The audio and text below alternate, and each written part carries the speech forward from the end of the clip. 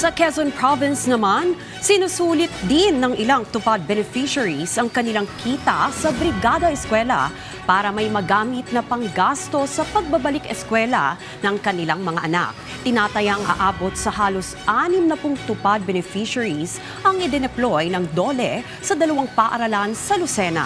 Si Mara Dezula ng Radyo Pilipinas, Lucena, sa sentro ng balita.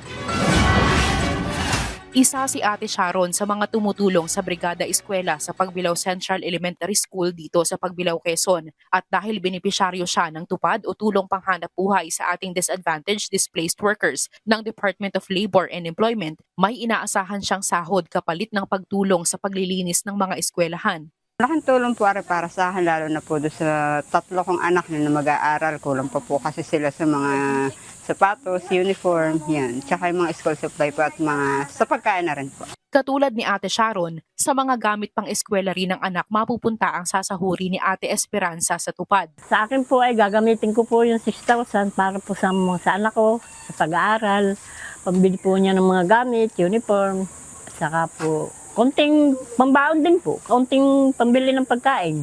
Bukod sa mahigit 30 tupad beneficiaries sa naturang eskwelahan, kukuha rin ang DOLE ng 28 magulang sa Pagbilao East Elementary School para maging benepisyaryo. Laking tuwa naman ang pamunuan ng eskwelahan sa nasabing programa, lalo't hindi kakayanin ng utility nila na malinisan ang buong paaralan.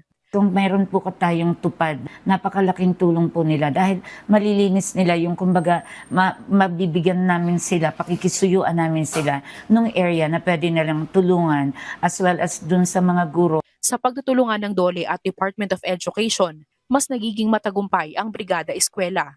Sa ilalim ng tupad, hindi lang magiging handa ang mga eskwelahan sa pasukan sa Lunes, kundi nabibigyan din ng pansamantalang trabaho ang nasa 240,000 na manggagawa.